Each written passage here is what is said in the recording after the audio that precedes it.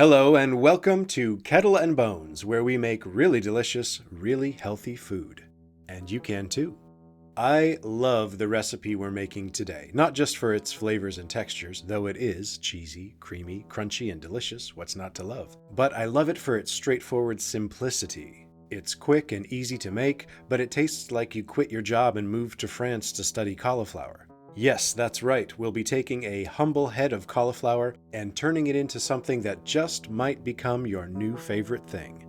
We're making cheesy scalloped cauliflower. Let's get cooking. The first thing we're going to do is prepare the title ingredient. I have here a wondrously bumpy head of fresh cauliflower. Cauliflower is a keto cooking staple, and it's actually been a minute since we cooked with it. We're due for some cauliflower. We are going to prepare this for oven roasting, so let's begin by pulling off the large leafy portions from where the stalk connects with the flower. And using a sharp knife, I'm cutting around the stem at a slight downward angle to remove the stalk. And we're going to cut again at about the same angle to get the rest of the stalk and the last little bits of leaves. Now I'm essentially making that same cut a third time to separate the florets from this core chunk of stem that holds them together. I'm now going to cut the florets into wide, fairly thin slices. That's a great shape for how we'll be serving this today. These slices have a lot of surface area for picking up and holding in the amazing cheesy sauce we're going to make for this. And we can actually use the core as well. Let's slice this just a little thinner than the florets. This core chunk is one solid piece, so it needs to be sliced just a little thinner so that it cooks at the same rate as our florets with all their nooks and crannies. And all our slices will reach a perfect al dente doneness at the same time. We have some very small crumbly bits left over as well. We're going to use these, but if they go in with our slices, these will overcook and just be mushy. So we're going to set them aside for now, and we'll cook them a little later so that they too come out firm and perfectly toothsome. The sliced cauliflower is going into a preheated oven at 425 degrees Fahrenheit, that's about 218 degrees Celsius, for 20 minutes.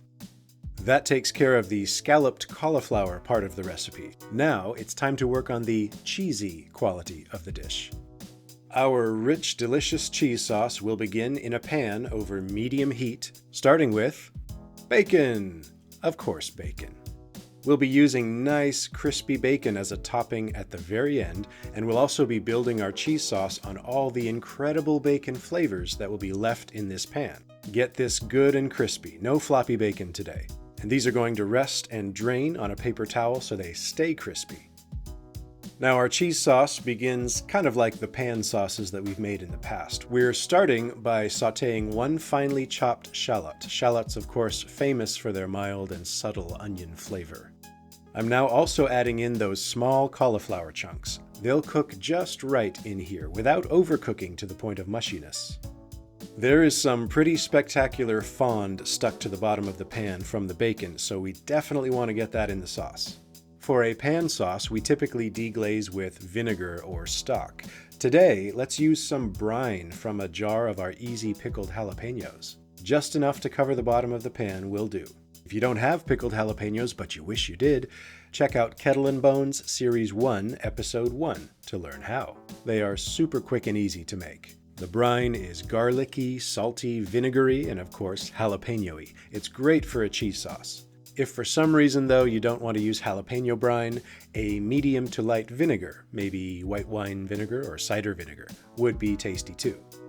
We're going to use another ingredient from the Kettle and Bones catalog that I pretty much always keep in the fridge, some roasted garlic. That's Series 1, Episode 11, by the way. I'm squeezing in the paste of 3 medium-sized cloves. You could also use finely chopped or pressed fresh garlic here, but the roasted stuff just takes it to that next amazing level. Let's squish the garlic paste and make sure that's well incorporated with everything else.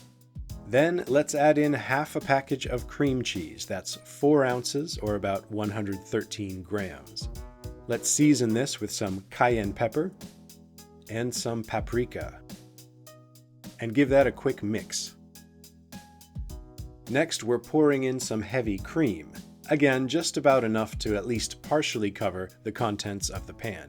I've probably used about a cup here, or about 240 milliliters. We'll let that get up to a low simmer on medium-low heat, and as that happens, I'm stirring and gently crushing any cream cheese lumps that I come across. This will simmer and reduce slightly, and we'll have a thick, creamy base for the sauce. While that's happening, it's been about 20 minutes since we started roasting our cauliflower, so let's check the oven. These are perfect. They've got that wonderful caramelization coloring happening around the edges of each slice, and they are fork tender, not mushy. These are just right. If you're ever not sure if your cauliflower is totally done or not, err on the side of underdoneness. We can always cook them a little bit more in the sauce if we need to. The cauliflower is coming out, and now back to our simmering sauce. This looks totally smooth and homogeneous now, so it's time to bring forth the cheese.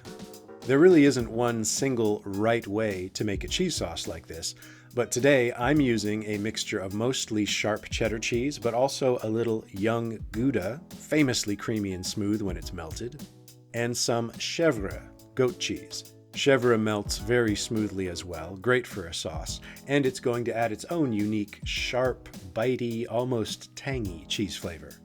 There's no special technique or process for adding the cheese, just give it the old dump and stir.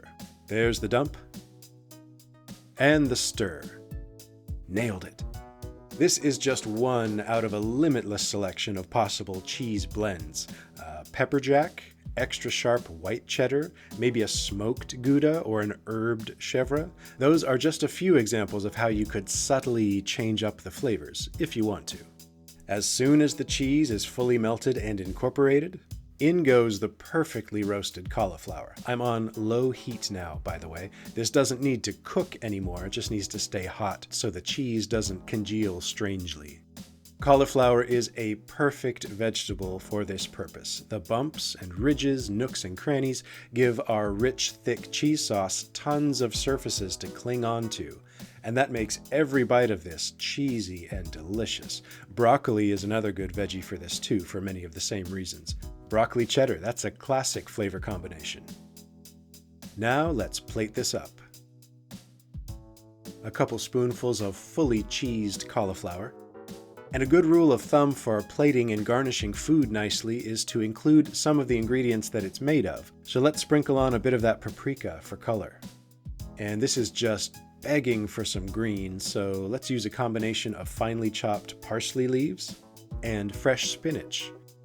Remember in Series 2, Episode 3, when we made our blue cheese wedge salad, we pumped up the nutrition by sprinkling on some chopped spinach. We can do the same thing here, and it looks great. Let's also add some coarse sea salt and black pepper to taste.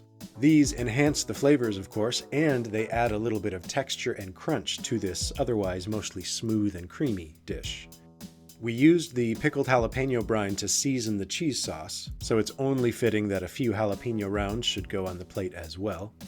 The final touch, of course, the bacon. Rich, savory, crispy, crunchy, perfect bacon. And that is our dish finished. This is rich and on the heavy side for a side dish, so this is best paired with a main entree that is light. Something like chicken breast or lean pork would be really good. If you're thinking seafood, a grilled fillet of white fish or sautéed shrimp would be excellent with this. But, as always, you do you.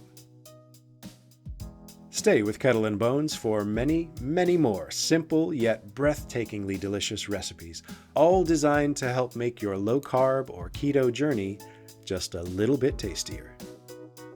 But for now, just enjoy your cheesy scalloped cauliflower.